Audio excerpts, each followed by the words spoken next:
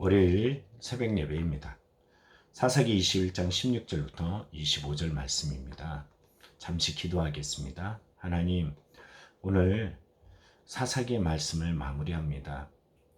말씀 하나하나마다 우리 자신을 돌아보는 소중한 깨움의 시간들로 우리에게 허락하심을 감사드립니다.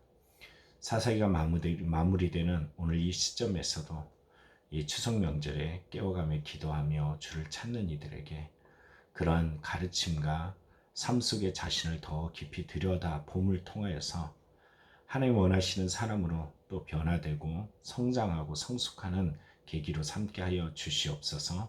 예수님의 이름으로 기도합니다. 아멘. 우리는 사사기를 잘 알고 있습니다. 이 동족 간의 전쟁이 일어난 이유는 다른 것이 아니죠. 베냐민 지파에 속한 기브온에서 레위 사람의 첩을 농간하고 그리고 성폭행하고 죽이는 이런 일들이 그냥 당연시 되어졌고, 이런 일들 속에서 그들은 전혀 돌아볼 줄 몰랐다라는 것입니다. 온 지파가 모여서 이 문제를 해결하려고 했지만 도리어 베냐민 사람들은 죄의 편에 서서 이 일들을 대항하게 되어지고 동족 간의 전쟁으로 퍼지게 되었어요. 결국 이 전쟁의 결과는 어떻게 되었습니까?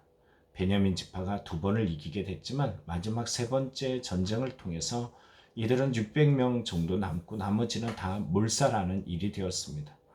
이 몰살하는 일도 보면은 하나님의 이름으로 모였다라고 이야기하지만 이방 민족을 진멸하는 사건처럼 베냐민 지파에게 동일하게 적용됐다는 것이. 그리고 이 전쟁에 승리한 이스라엘 백성들은 울고불고 난립니다. 하나님 앞에 울면서 여호와여, 어찌하여 이스라엘에 이런 일이 생겨서 오늘 이스라엘 중에 한 지파가 없어지게 하나이까 하면서 그들은 하나님 앞에 눈물로 호소하고 있어요.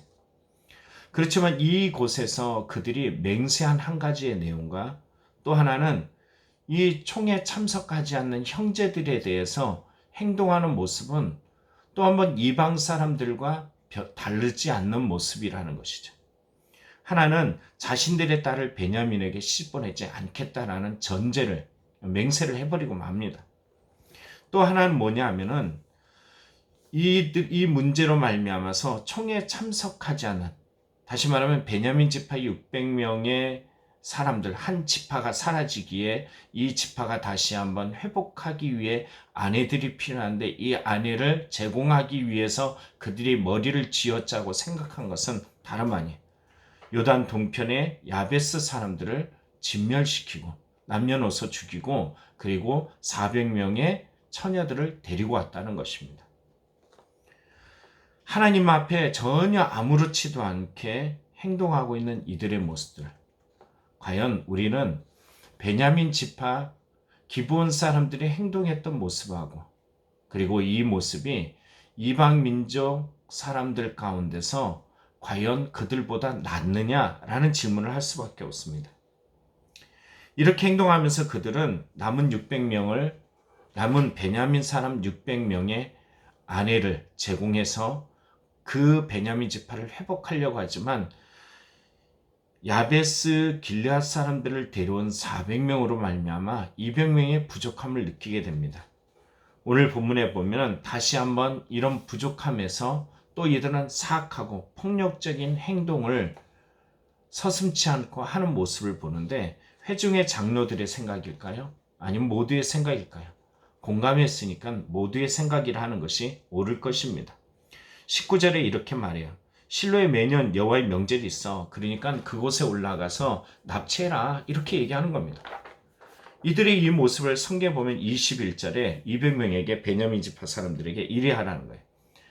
보다가 실로의 여자들이 춤을 추러 나오거든 너희는 포도원에서 나와서 실로의 딸 중에 각각 하나를 붙들어 가지고 자기의 아내로 삼아 베냐민 땅으로 돌아가라.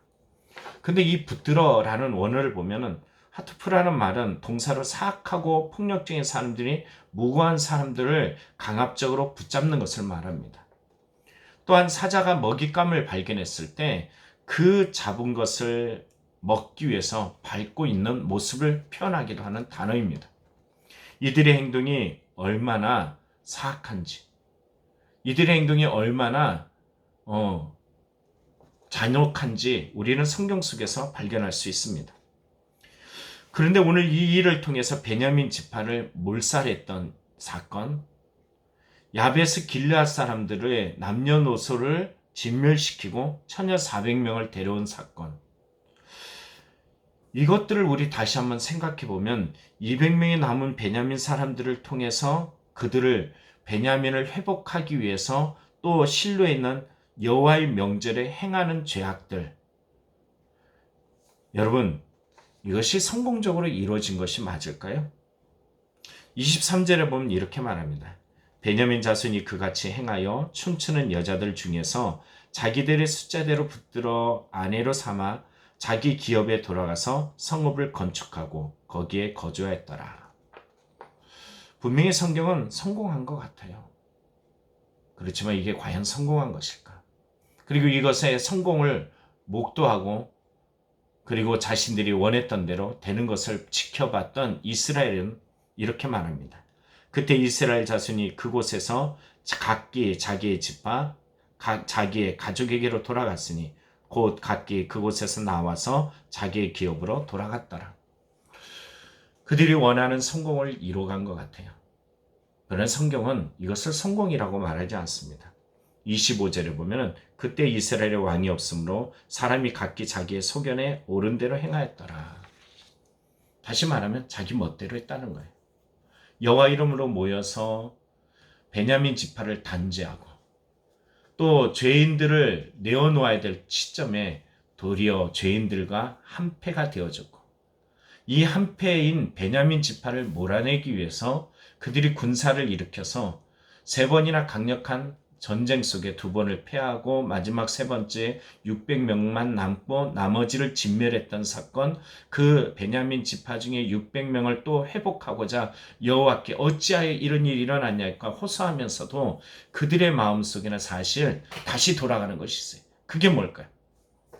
다시 말하면 기브온의 레위의 첩을 성폭행했던 그 사건이 온 이스라엘 중에 여호와 이름을 빌려가며 동일하게 행하고 있다는 겁니다. 성경은 이것을 이렇게 말했어요. 그때 이스라엘 왕이 없으므로 사람이 각기 자기 소견에 옳은 대로 행하였더라.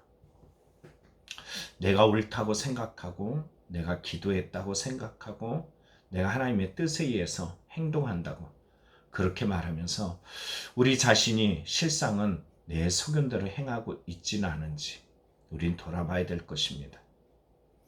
추석 명절입니다. 여러분 오늘도 주님의 뜻을 묻고 나가는 거룩한 성도가 되기를 원합니다. 날마다 의는 없나니 하나도 없어 라는 그 시점에서 하나님의 은혜가 아니면 살 수 없는 우리의 연약함, 그분 앞에 오늘도 세리처럼 가슴을 치며 주님 앞에 눈물로 나아갈 때 하나님의 거룩함이 회복되어지고 하나님의 역사하심이 그 사람을 통해서 이루어질 줄 믿습니다. 기도하겠습니다. 하나님, 이 추석 명절에 사사기를 통해 우리에게 주신 메시지를 되새겨봅니다. 주의 이름으로 행하는 모든 일들이 도리어 주의 뜻과 대치되고 역행하는 일들이 되지 않게 하여 주시옵소서. 우리의 마음을 붙들어 주사 하나님의 뜻대로 하기 위하여 나를 쳐서 복종하였던 바울의 모습, 그런 신앙을 우리가 다시 한번 소유케 하여 주시옵소서. 우리를 붙드시고 인도하시는 예수님의 이름으로 기도합니다. 아멘.